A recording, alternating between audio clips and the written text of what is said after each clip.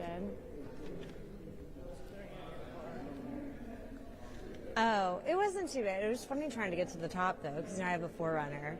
So, and then there's just like so much. Do you want to use this? Do you have a preference? No, I don't mind. Okay. I wasn't sure if, like, Yeah. to do Now I'm just laughing because last time I did this, the one other time I did this, is when he like flipped out about the dirt bike. Oh, Do you yeah. remember? Which, I mean, paid off because that was crazy. Just got him on a bad day. I know. It's the one time I did that. It's like, Alexa, you're talking to. Hello? I was like, okay. I wasn't sure what's going on. I think it should be. Yeah, that's fine. But like the last time I hit it, when do I have to press it? You just have to click the top button. I guess like right when they asked, like. Do I hold it down or is it No, just? one. And Okay. then you should see the red button going. So. Okay. Yeah, you just have to click it once. Okay. Thank you. Yeah. I mean, if we don't use it, it's no big deal. Okay. Thank you. Yeah.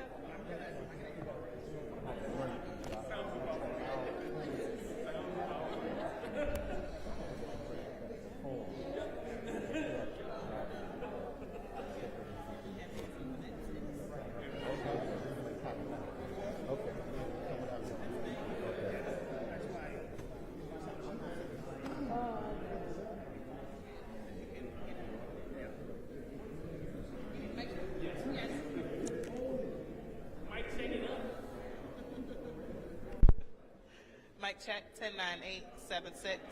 10-9-8-7-6-5-4-3-2-1. Mic check for the press 10-9-8-7-6-5-4-3-2-1. Good.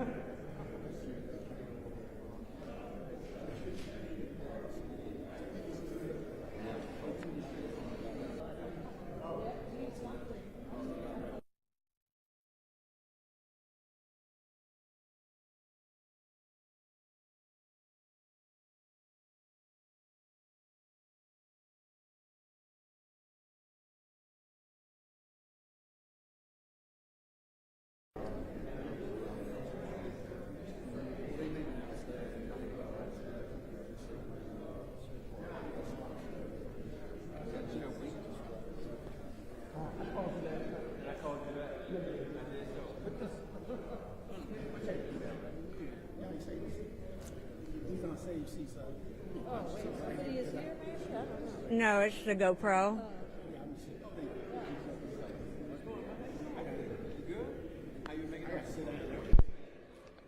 Everybody good? Mic check. Mic check. 10, 9, 8, 7, 6, 5, 4, 3, 2, 1. Check, check. Good? All right. Sound check. Last sound check.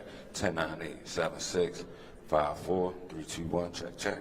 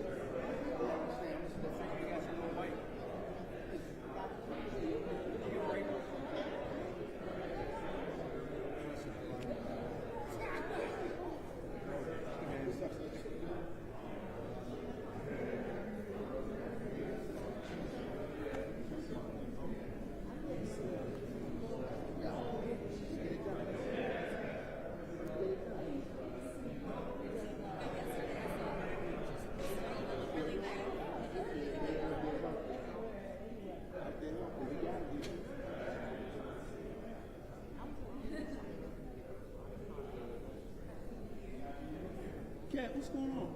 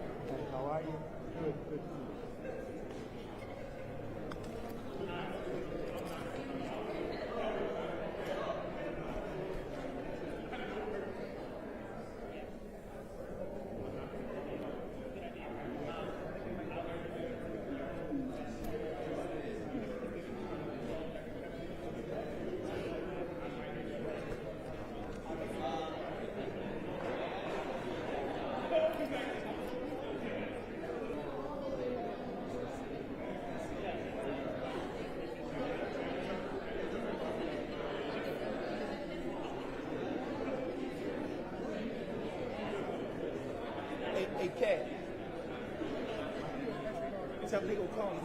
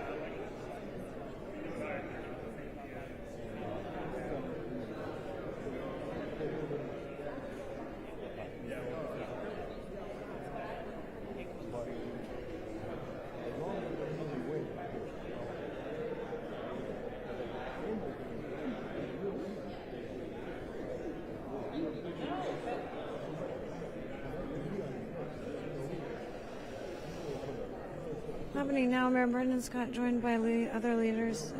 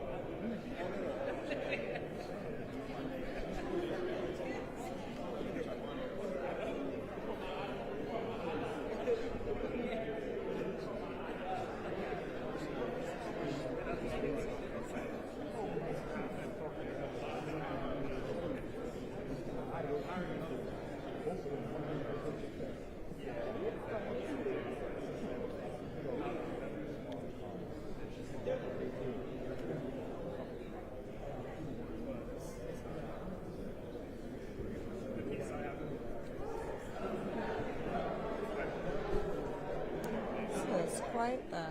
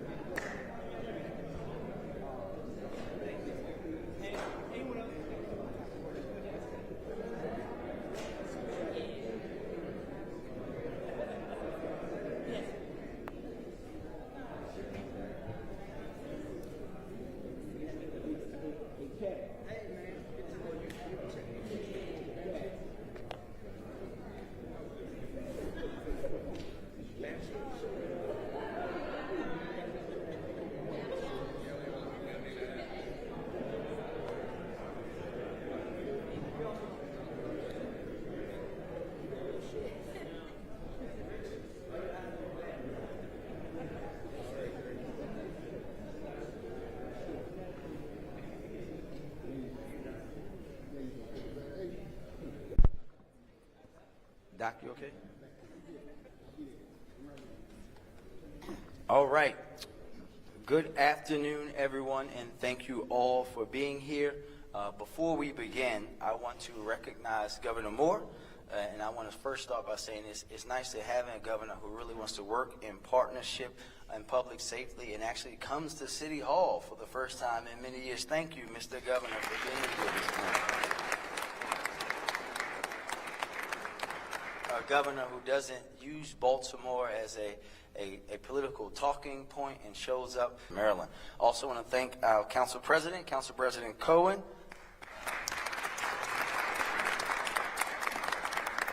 I know the Council President was on the mend. He looks and sounds better, so no one has to worry about getting sick. I think I may have made him sick, so I'm sorry, Mr. President. We also have with us Councilwoman Ramos, Councilman James Torrance, also known as the mayor's favorite call for Care Bear, Councilman Parish District of Baltimore City, Councilman Mark Parker. I'm about to say Councilman Zach Blanchard, who I love very dearly, even though he coaches the wrong high school sports team in Baltimore. Councilman Antonio Glover, Councilwoman Felicia Porter, the Public Safety Chair, Councilman Mark Conway. Thank you all for being here. We have our Police Commissioner, Commissioner Worley, our Sheriff, Sam Cogan, our Deputy State's Attorney, Angela Giuliano, all of our Baltimore City public safety partners from GOCP, our federal partners from FBI, DEA, ATF, our community partners and community organizations that are here with us, all of the folks in Muncie and Safe Streets, everyone who's doing the crucial work on the ground to make Baltimore a safer place. And there are too many to name, but I'm going to try anyway. We have with us Roka, who does that work each and every day. YAP, the brothers of We Are Us, I guess technically that includes me too. Challenge the Change, the Peace Team, Let's Drive Baltimore, Beat 360, I said Safe Streets, Living Classrooms, Johns Hopkins Hospital, all of our partners at LifeBridge, just to name a few. And I want to be very clear that this diverse group of city agencies, partners, business leaders like Mark Thomas from the GBC, and community members that we have with us today demonstrates the intense coordination and collective willpower that has continued to make a difference here on the streets of Baltimore. Almost exactly a year ago today, many of these same partners that are with us today joined us as we talked about in this very room and acknowledged the historic, at that time, the historic 20% decrease in homicides we saw in 2023. At that time, we were recommitting ourselves to addressing public safety the right way and to discuss how we was the progress that we all began to see way back in the fall of 2022, driven by the establishment of the group violence reduction strategy in the Western District, while we were still dealing with the former governor and a host of other leaders who are no longer elected. I think it's safe to say that if it was not certain the historic reduction in 2023, we did it. And we're confident that we'll continue to see the progress of our heart. In 2024, we saw that and more. We collectively, together, reduced homicides by another 23% on top of the numbers and pushed us.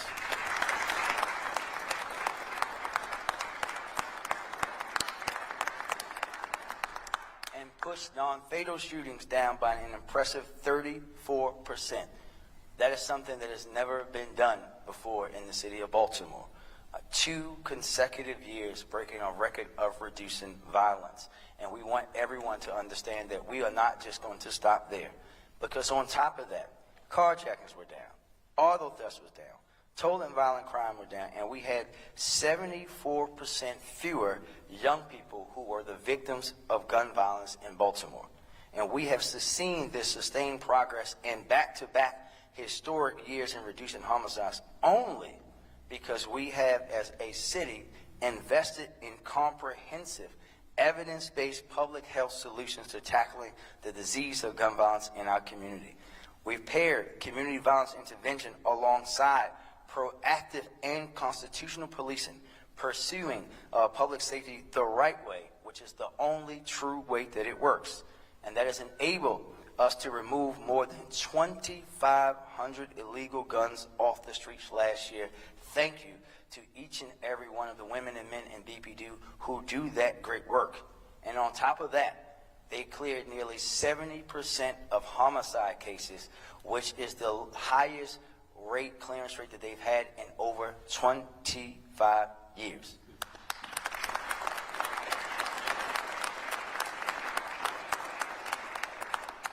It's about understanding how critical that role of law enforcement is, while simultaneously treating violence as a public health issue and understanding that the full weight of public safety should not fall on the shoulders of law enforcement alone.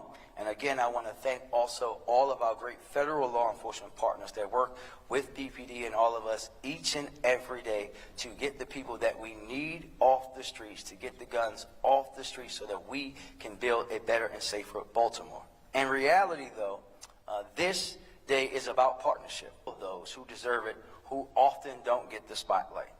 These numbers would not be possible without the important work being done by those men and women in BPD. All of our other law enforcement partners across the justice system, including the state's attorney, attorney general, the U.S. attorney, and at the state with Governor Moore at the helm and his team with Monsi, and each and every community-based partner that we see here, and most importantly, every resident who dedicates to a safer community in their own community. This is the entire city of Baltimore's progress to highlight not any individuals. These results are driven by the very fact that our approach is comprehensive and that every single piece of the puzzle or every single piece of the crab gets the support and resources they need to be successful. Our expansion of GVRS, which now operates in the Western, Southwest, Central, and Eastern districts, will plan to expand citywide by the end of the year. Our community violence intervention ecosystem, Safe Streets, We Are Us, Challenge to Change, and so many others that I cannot name today. And law enforcement, all of them, from the first-year patrol officer to the experienced detective to the folks that are working in GVU, focusing in on those who are the most likely, or simply out there helping someone after they've been a victim of violence or crime in our city. We're demonstrating what's possible when we have all of these components working in harmony. While it's important to acknowledge that progress, you all know me very well. I think it's safe to say that we know it's not enough. Or as we say in We Are Us, one life is one too many. I was adamant that after the reductions in 2023, that we could not afford to just rest on our laurels and sit back. And while we've been able to maintain our momentum and achieve sustained year-over-year reductions, we are going to double and triple down on what we know works. I've given the clear direction to Deputy Mayor Barksdale, to BPD, to Monsi. All of our city agencies and our partners feel the same way. We won't rest. We will continue to push ourselves, to push others, to save more lives, get more guns off the streets, get more violent criminals off the streets, and break the vicious cycle of violence that has gripped neighborhoods and families in Baltimore for longer than I've been alive. We will continue to invest in holistic, evidence-based approach, support BPD each and every day, strengthen collaboration with our partners, expand GVRS to the Southern and beyond, and continue to invest in proven community violence intervention efforts. Because Baltimore deserves nothing less of us doing everything we can possible to preserve the lives of Baltimoreans. And while it may feel ambitious to stand here and say we will work to see another year of significant reductions, I know that this partnership and the dedication and belief that this crowded room represents has the right tools to make it happen. Baltimoreans are counting on us, and together I know we can and will make it happen the only way that we can, and that is to do it together. And with that, I am going to turn it over to Governor to read this order out for everyone, who will be followed by Commissioner Worley, to be followed by the Deputy State's Attorney, to be followed by Director Mavronis, to be followed by Dr. Bunley, who will be followed by Director Tyrone Kent from ROCA, then a representative from We Are Us, and then I will come back up. Mr. Governor? Thank you, Mr. Mayor. Thank you so much.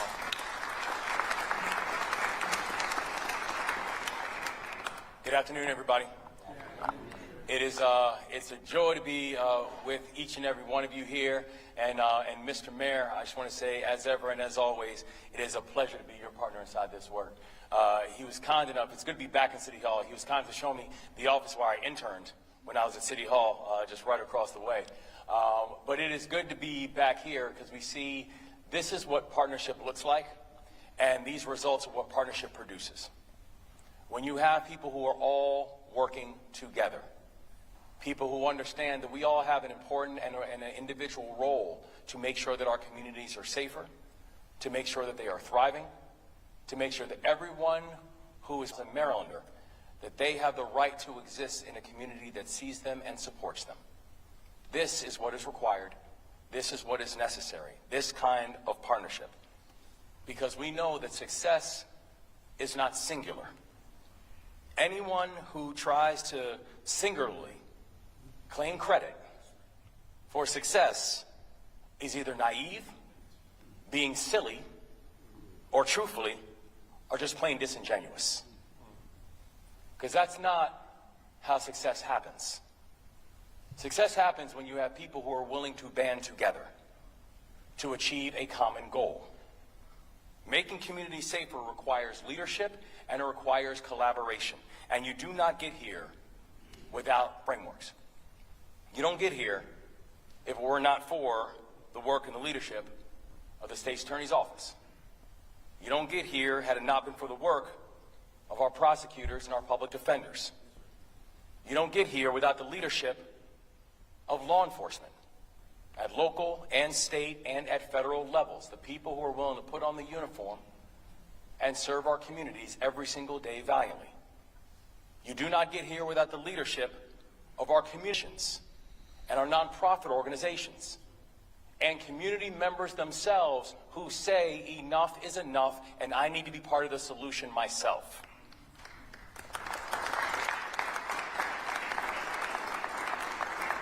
Everybody in this room has been invaluable in the work that they have done to create the kind of momentum that we are here to highlight, but I do want to take a moment to personally thank one person in particular, my partner in the work, and our city's mayor, Mayor Brandon Scott.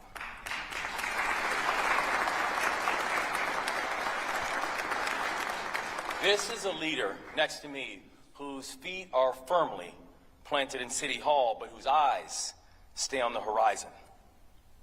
Whose eyes stay on the horizon of a Baltimore soon to be. Because this is a person who was taken an improbable journey from a young boy who wasn't supposed to graduate from high school is now becoming the city's greatest champion. And I have to say, I could not be prouder to have Mayor Scott as a partner inside this work. Thank you, Mr. Mayor.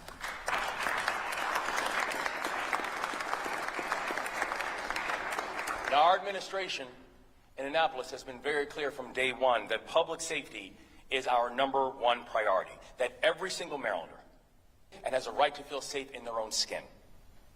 Every single Marylander. And we said that this will be the moment that Maryland would end this scourge of violence that has held our communities hostage for far too long. That this will be the moment when we would not choose between increasing accountability and increasing opportunities, that we can and we would do both. And we also knew what we were walking into. That Marylanders from the Western Mountains all the way to the Eastern Shore and everywhere in between have felt unsafe in their own communities. That Baltimore City had endured 8 straight years of 300+ homicides every year for the 8 years prior to our administration coming on board. That the state of Maryland saw an 8-year period where the non-fatal shooting rate in the state of Maryland doubled over an 8-year period. Where the state's chief executive failed to coordinate the different crime spiked, communication stopped, and people were failed. There were fundamental gaps in the system that could not wait to be fixed because the human consequences of waiting was staggering. So when we took office, the Maryland Coordination Analysis Center, or MCAC, helped to unify public safety efforts all across the state of Maryland in every single jurisdiction with the exception of one, Baltimore City, which was not included in MCAC. When we took office, our public safety agencies struggled to recruit and retain top talent. Our state's attorneys and U.S. attorney were in desperate need of more resources. State agencies weren't talking to each other, even if they had complete overlap in the work. So we knew that this state deserved better. And the only way that you get better is coordination and partnership, working together. So in our first year, we rolled out an all-of-the-above approach when it came to public safety, where we would actively work with our partners and stakeholders to communicate and coordinate to make sure we are addressing the crime fight. We delivered record funding support for local law enforcement. We delivered record funding support for the Maryland Coordination and Analysis Center, a first-of-its-kind initiative to disrupt childhood poverty and uplift the communities where violence is both the cause and the consequence. We directly funded the U.S. Attorney's Office, and Maryland is now proud to be one of the only states in the country that provides direct support, not theoretical. Maryland has the receipts. Look at what's happened in these past 2 years. Not only were we able to collectively work to do things like, as the mayor highlighted, where in the first year broke the back of 300, and in our second year, collectively, nearly broke the back of 200 homicides in Baltimore City, making this one of the most precipitous drops in homicides and violent crime in the entire country. But based, yes,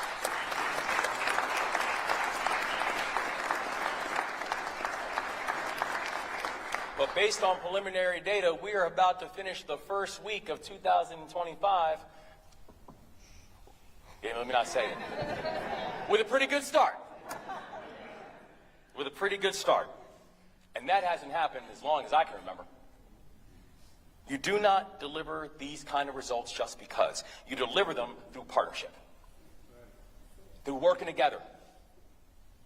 To checking egos at door and saying everybody has a role to play. And we need everybody to play their role. And the work has only begun. Because tomorrow is the first day of the legislative session, 2025 legislative session, and as we roll out our agenda, we will continue to prioritize public safety in the state of Maryland. This year's budget will propose an additional $122 million in local aid for police protection. This year's budget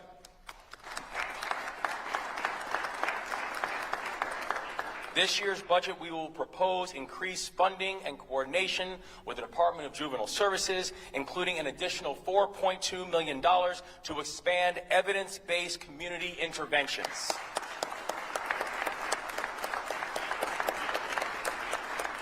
And our upcoming budget will also include funding to reopen the Catchison Treatment Center in Western Maryland and renovate the Maryland Youth Residence Center in Baltimore City. These investments will help our children with the most complex needs. These investments will make sure that we have places and spaces where we can reach Maryland's hardest to reach children. We're talking about kids who need the most care. We're talking about kids who have had some of the greatest challenges. We're talking about the kids who need the most support, and whether that's in or in care of the community. That we have to make sure that we have real accountability for those who break the law. And we have to make sure that we have supports for the people who break the law, that if they have an opportunity to have a second chance at life, those second chances must be available. And the supports must be in place to make sure that they are available, because if you have an opportunity, if you have a child who is a repeat offender, a child who is dealing with deep challenges, or send them to an adult facility, we are failing. Provide the resources to be able to have additional supports so you can make sure that both, yes, we have to increase accountability and we have to increase opportunities. That's how we are going to get to a safer society.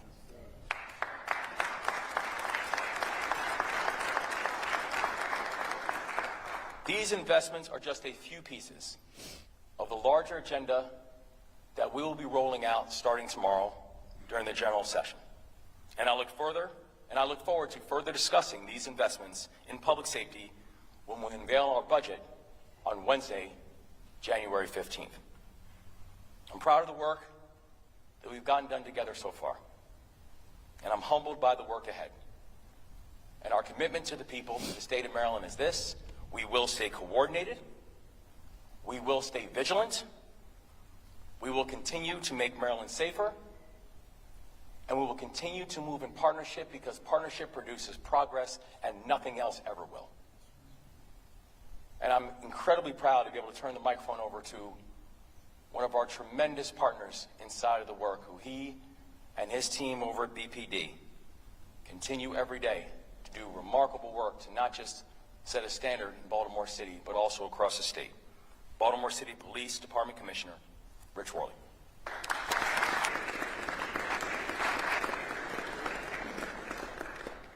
This actually might be the toughest part of the job, of having to speak after the governor and the mayor.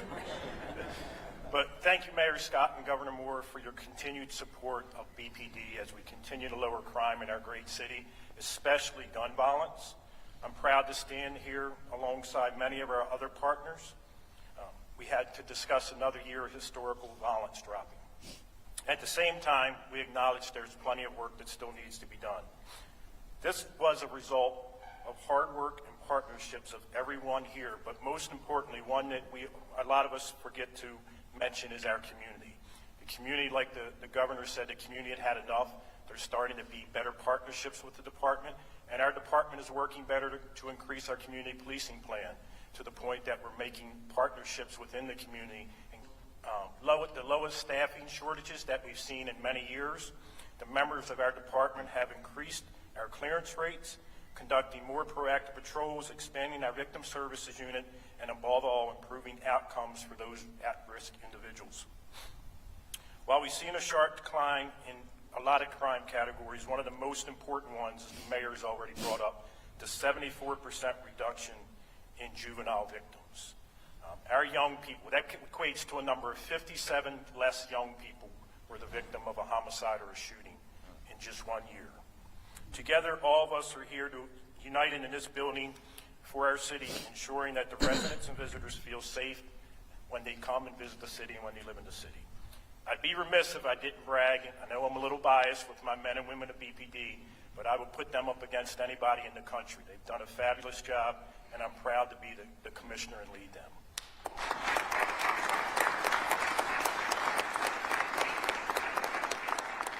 Each and every day to go above and beyond to respond to the needs of the community and the efforts that do not go unnoticed by everyone. As we look to 2025, I'm optimistic that we will continue to build on the record numbers that we've had the last few years. Thank you very much. I will now turn it over to Deputy State's Attorney Angela Galliano.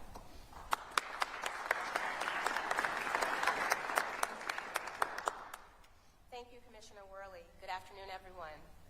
I'm Deputy State's Attorney Angela Galliano, Chief of Staff of the Baltimore City State's Attorney's Office. On behalf of State's Attorney Ivan Bates and our team of dedicated prosecutors, victim witness coordinators, law clerks, paralegals, and administrative staff, we join everyone here with the shared hope that comes with the realization of improved public safety and lives saved. I'd like to, of course, acknowledge Governor Wes Moore, Mayor Brandon Scott. Thank you for having us here today. All of the other wonderful and dedicated council members who are here today. I will not attempt to name all of you for fear of missing one, but thank you very much, Mayor Scott, for helping us out with that one. I'd like to acknowledge also, I believe the Assistant Special Agent in charge of ATF, Joe Purcell, is here. U.S. Attorney Gerald.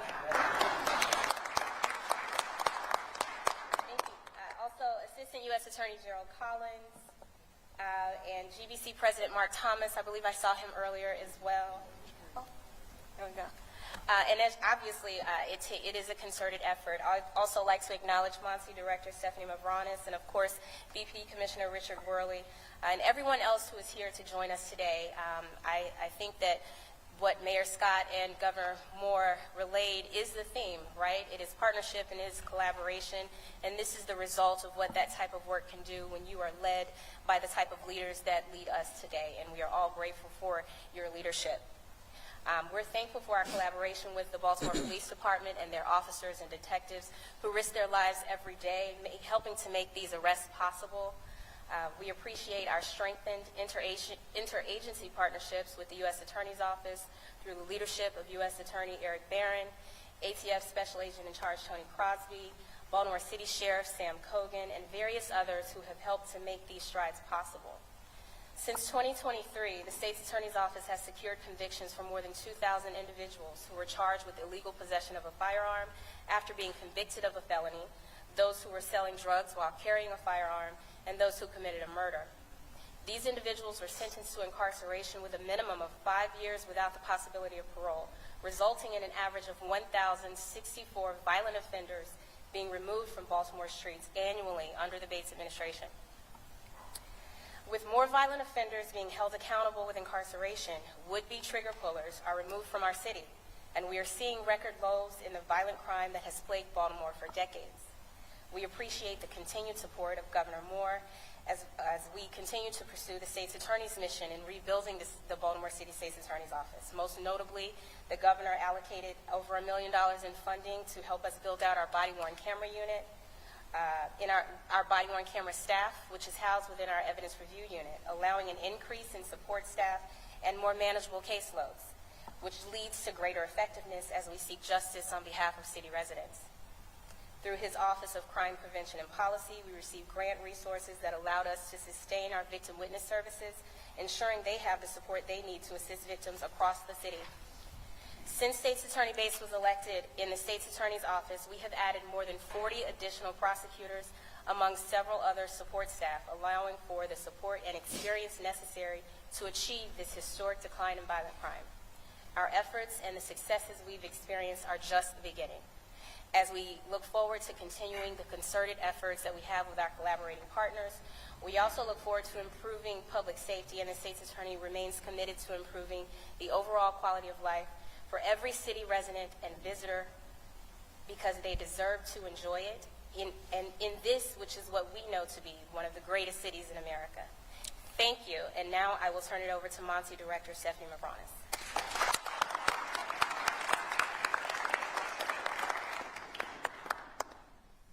Thank you, Deputy. Thank you, Mr. Mayor and Governor Moore. I'm Stephanie Mavronis. I serve as the Director at the Mayor's Office of Neighborhood Safety and Engagement. Just want to echo that progress is the result of everyone. So many people in this room, so many people doing the work on the ground. We have seen immense buy-in from community partners and residents. We've seen unity around our shared mission to save lives, to connect people in need with resources in real time. And each play our role in this most important work. These reductions are only possible through the co-production of public safety. But we cannot and we will not stop until we're addressing every single life in Baltimore. When the mayor created our agency, Monty, at the start of his first term, he tasked us with the implementation of Baltimore's first ever multi-year comprehensive violence prevention plan. This is about addressing public safety beyond the 3 Ps of policing, prisons, and prosecution. We knew that this work wouldn't happen overnight, but we knew how important it was to build a strong foundation, and we're seeing the fruits of that labor today. Our team and our partners have been working tirelessly to not just build, but rebuild the programs and systems necessary to produce long-term public safety in partnership with so many other agencies represented here today. We want to make sure that these reductions we're seeing are not just for 2 historic years, but that we're sustaining these declines of violence, and we will see anything short of that as not a success. We're seeing the fruits of our shared labor, as I mentioned. GVRS expanded into 4 districts with another on the horizon. We had 6 of our Safe Street sites reach more than 365 days without a homicide in their catchment zone this year. We've served, let's give a round of applause.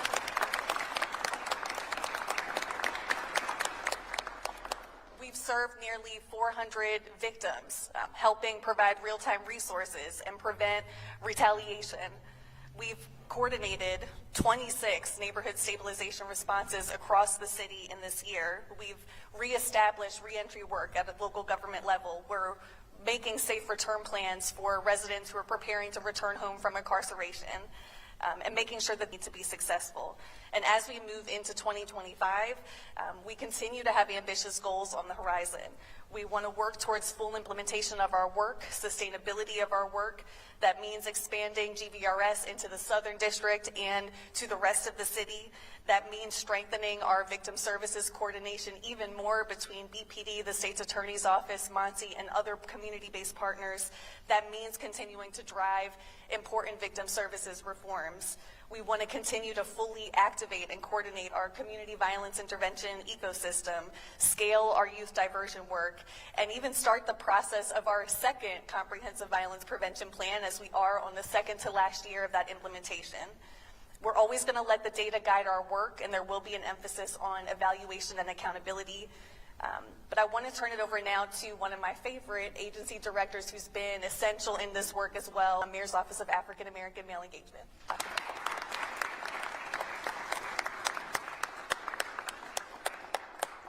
Mayor Scott, Governor Moore, we, the people of Baltimore and the state of Maryland, want to really thank you all for your very clear-eyed leadership. We have so much work to do. We have to save life. And so our sole mission, my colleagues and I, is to ensure that we take care of the youth and young adults in this city. We have to train them up. What does that mean? Ensuring that we connect them to success. And so in that process, that's one of the reasons the mayor said to me personally that it is very important, Doc, to make certain that there are real, ready, and relevant resources for our young people.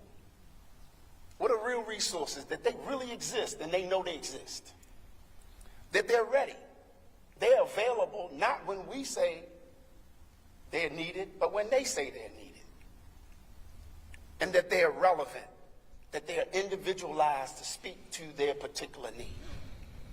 And so when we talk about these real, ready, and relevant resources, we're talking about, when we talk about when our young people, our children get allowance.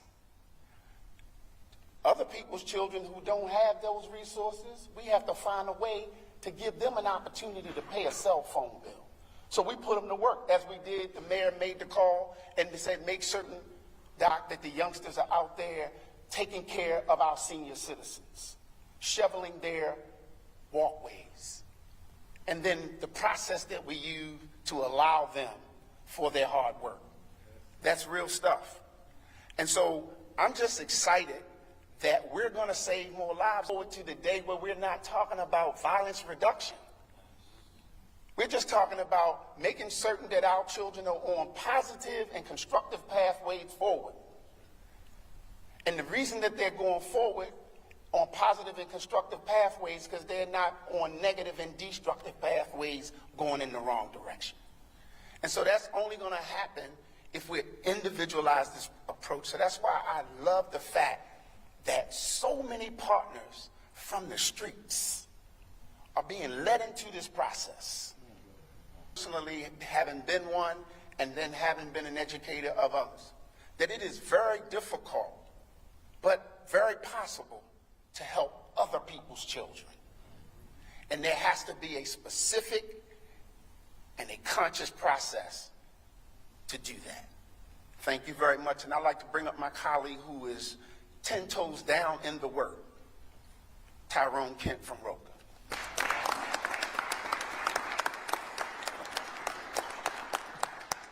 Good afternoon. Thank you, Mayor Scott and Monzi, for inviting Roca here today to join, and more importantly, for your leadership and your partnership. I've been engaged in youth work and violence prevention for more than 25 years, and I am proud to say that the partnership and collaboration amongst the city, leadership, and law enforcement and community agencies has never been nearly as strong and effective as it is today. A big part of what makes the collaboration so effective is the comprehensive nature of the resources around the table that allow us to address the root causes of violence with holistic strategies that include housing, education, employment, and mental health.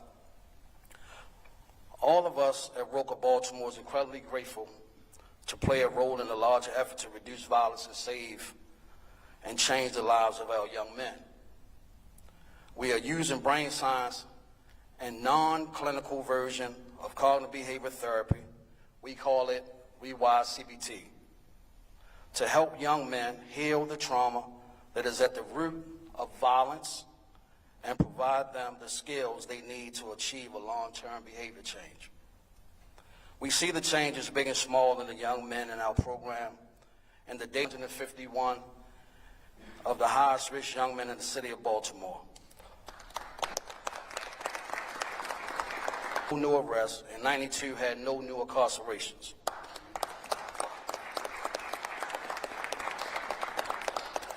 But sadly, we also lost young people due to violence this year.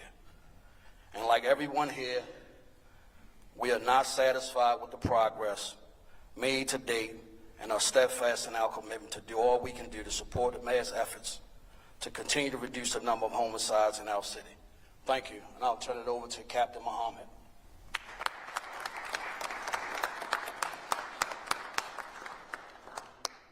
Yeah, can they come up real fast? Yeah, please. I just want everybody to see our team because the message is going to reflect what I'm about to say. But I want to first thank God for this opportunity. I want to thank the governor. I want to thank the mayor, state attorney, all the leaders that's here today. Back in 2018, Baltimore had 309 murders. 275 of the murders was black men. And 175 of the murders was headshots. And I was working with Dr. Bunley at that time in the MOAM office. I was a deputy director. And we took that data. And 2018, I resigned from the mayor's office, and we started We Are Us. And the reason why we did that, because we just believed at that time it wasn't enough support around the homicides and shootings for black men, what the data said. So, and this is, after doing this work myself for 18 years, I am one of the co-founders of We Are Us. Me personally, I realized that we couldn't do this work by ourselves, right? So we had to diversify what we was doing, the Bunley, meeting with bishops and pastors and ministers, people who was just tired of the killings and the shootings. So We Are Us was birthed off of homicides and shootings, not jobs, not food, not training, not juvenile justice, not DOC, not conflict mediation, 100% homicides and shootings. So we needed men that feared God, but also understood how to engage shooters, how to engage men and women that was doing things that the governor, the mayor, but they needed to bring us in, right? Because I don't expect the mayor to do what I do, but I can't do what the mayor do either, right? I can't do what he did, right? We always talk about that. No, but being very sincere, you know, we have a strategy, We Are Us, but we love this work, right? So it's love allows us to go into the trenches, go into these communities that nobody want to go in, and talk to these young men with guns on them, with drugs on them, and help them to identify the needs and the things that they need to help themselves to be better, productive young men. So, and the mayor gets it. And I want to thank these two men, because the way I see it, they special to us, very special to us. Yeah. Because if the leadership don't support the boots on the ground, trust me, the impact is not where that is. There's no such thing as under 300 murders, because they can't reach the people we reach. And I'm thankful for the commissioner. I'm thankful for the chief of school police. These are our partners. right? So without them, we're not successful. So it's an honor to be a Baltimorean, and I'm thankful that we have a mayor that's from Baltimore, because the accountability is more, he's more responsible the way I see it. We're looking forward to getting these murders down. We're looking forward to getting these shootings down. We're looking forward to flipping this city and making it the great city we know it can be. We committed to this work. Thank you.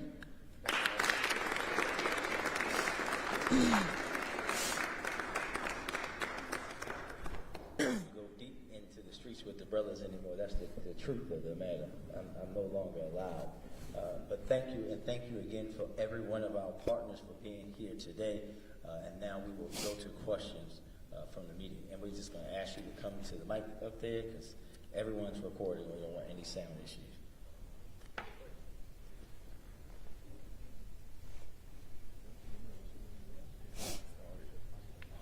One second, you got. I'm just gonna. Yeah. Thank you.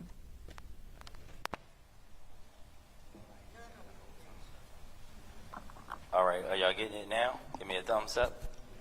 All right, they're getting it now. You good? Go ahead. Okay, this is for Governor Moore. Elizabeth with WMAR. You mentioned how state agencies previously weren't working closely together, especially when their work overlapped.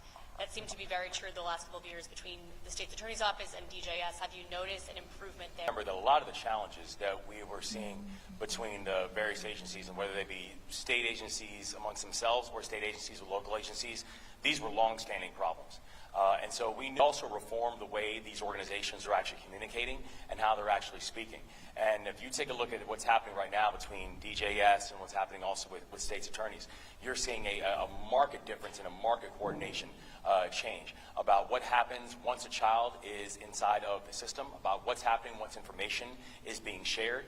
And so while we know there's always consistently work that needs to be done, this work has begun, and it's begun in a place where we understand the deficit and the hole that we entered into, but we've already started to see real impacts about how increased coordination, what it looks like. Thank you. And then for Deputy State's Attorney, do you want to say something there? I don't want to speak for the governor, but I want to just add on to what he's saying from the local level, right? I think you heard the governor talk about expanding some of the work. Actually, he and I were just talking earlier, following my meeting with the police department early this morning, about how we even have a better partnership between the police and DJS.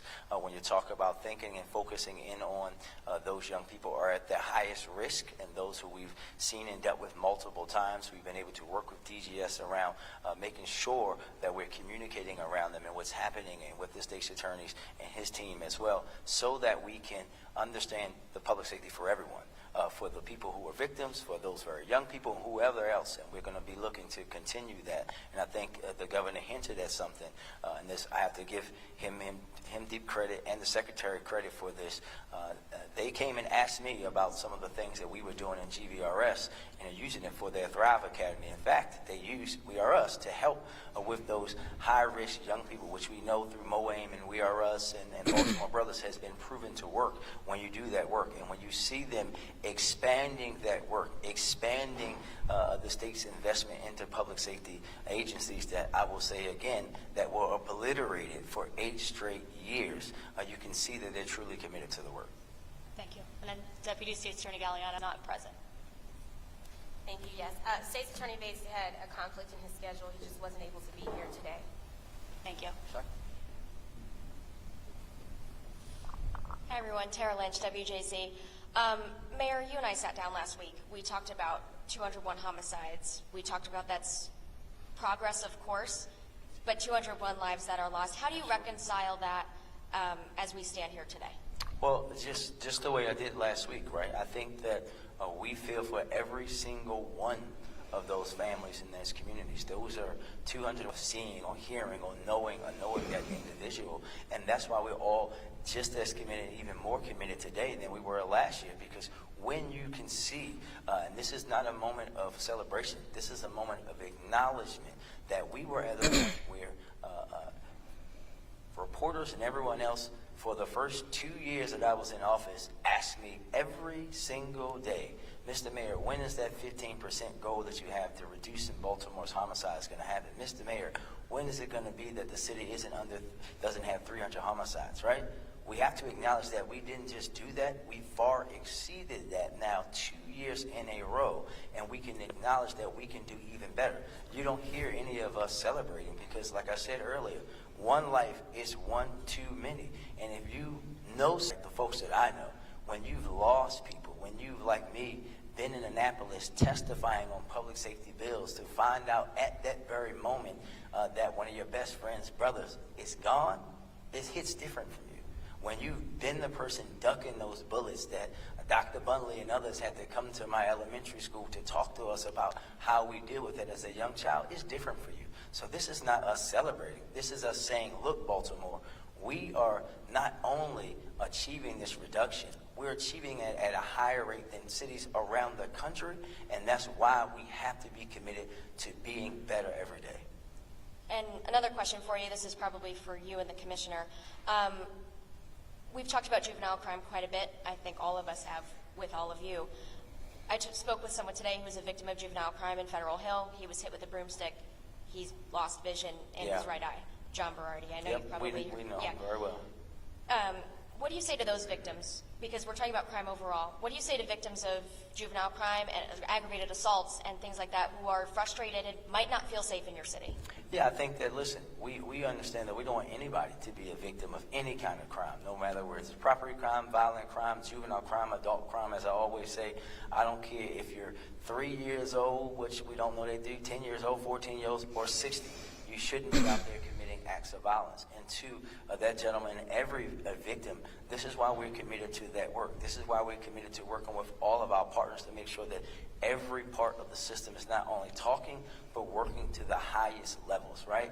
Again, we're not celebrating anything. We want to make sure that we're holding, as the governor said, holding those young people accountable while also correcting and investing in them to change their life so that they don't do that for the rest of their lives. We can get to them, many of them now, because they're still young, but we can do that while also holding them accountable for their actions and, most importantly, letting them see the negative impact that they've had on someone's life. I know for me, personally, as the victim of gun violence, I didn't get complete healing until I was able to sit across from that young man who robbed me all those many years ago, and we had a real man-to-man conversation to the point where a few weeks later, it was me working to help him get out of prison and be able to get back on his feet so he didn't have to get to that point.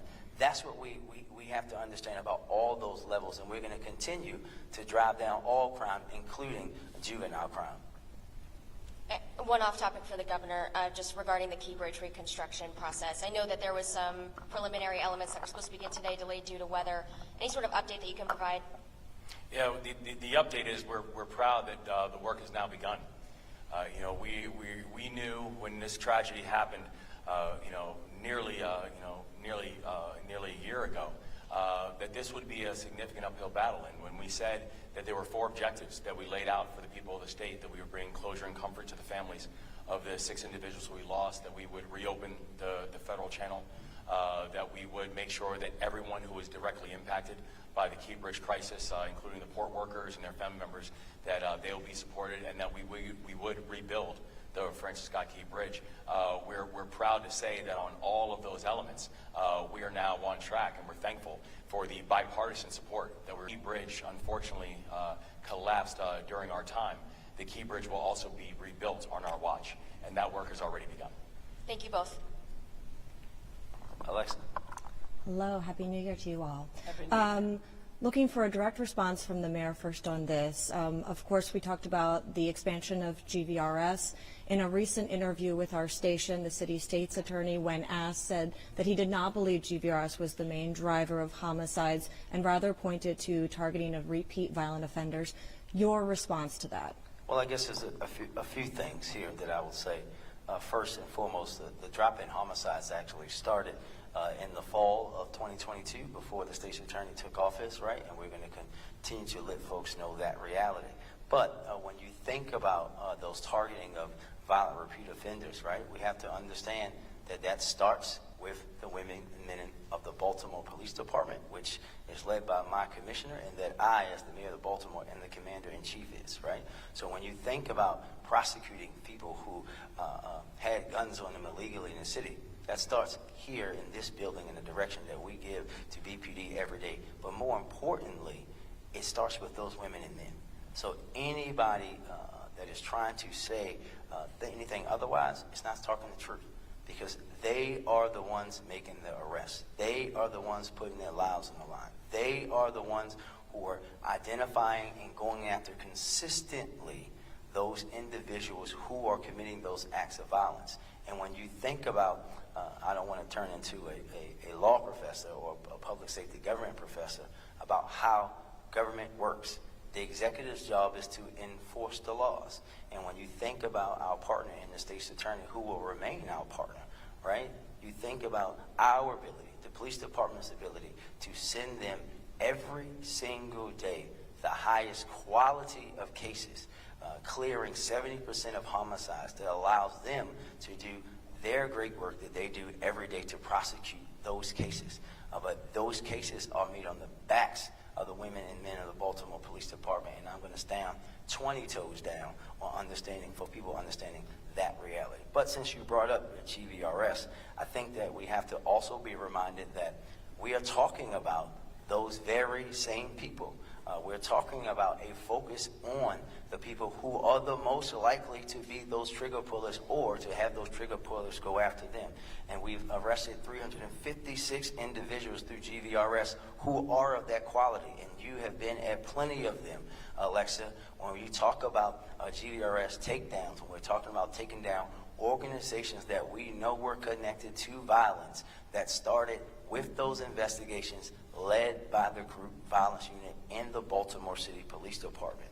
And we know that the state's attorney has prosecuted over 280 of those most violent people through GVRS. And that's really all we have to say today. But I think that we have to be reminded about this partnership. The reality is, Alexa, you are one of those very people that ask me every single day when we're going to reach my goal of hitting 15%. And now we have this change, and I think that I'll give, because the Ravens are going to beat the Steelers this weekend, I'll give a football analogy. We are all a part of a team. That's the reality. And when you think about the city of Baltimore, the mayor's the quarterback, right? I am the person that ultimately everyone's going to look at when things go bad. That's the reality. And when we have folks that are part of this team, we have, the commissioner may be Derrick Henry, right? We might have someone else that is Zay Flowers. We don't need any Deontay Johnsons that are refusing to come to the table and be partners. Thank you.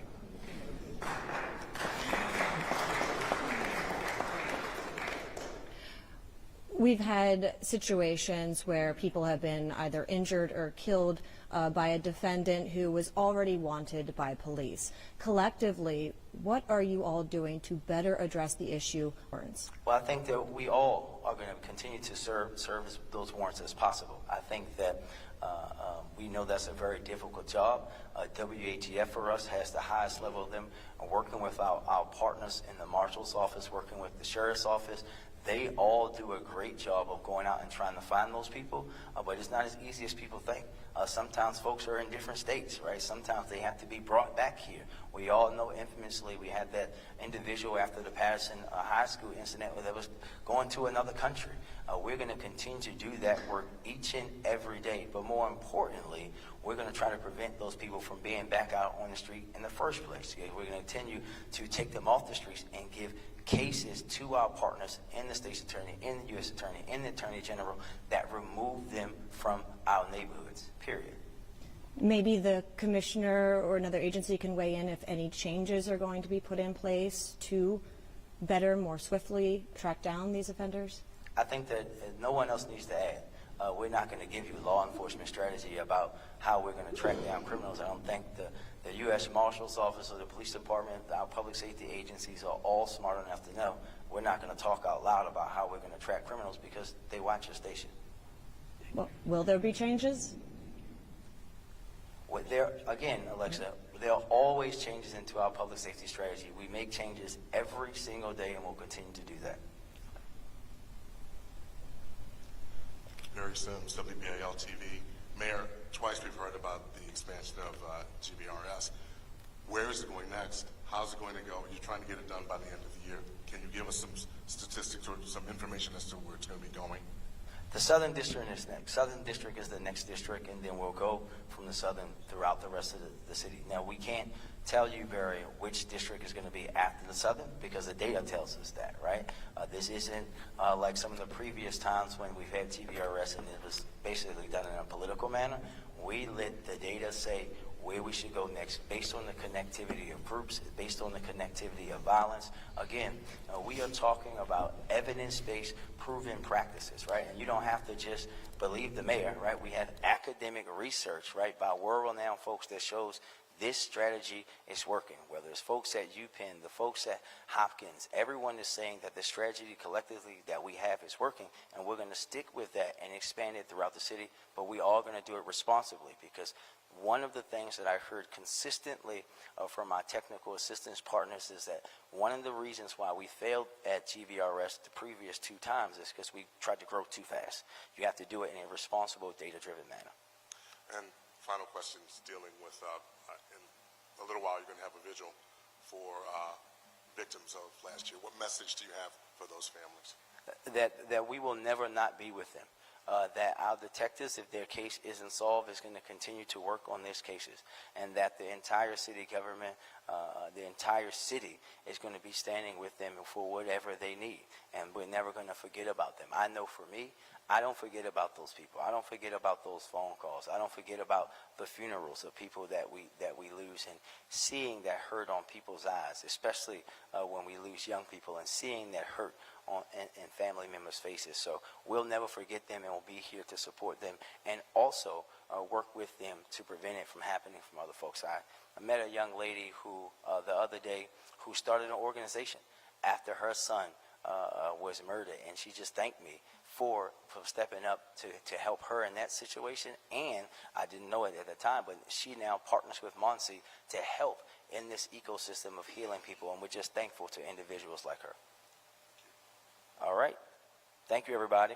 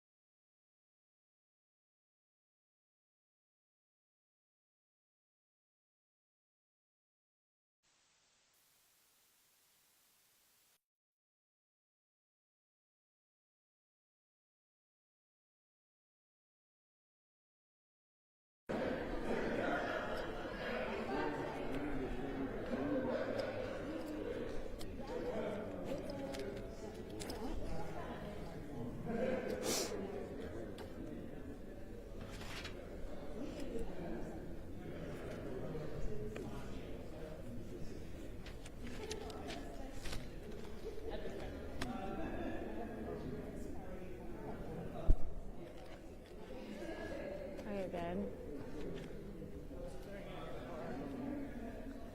Oh, it wasn't too bad. It was funny trying to get to the top, though, because now I have a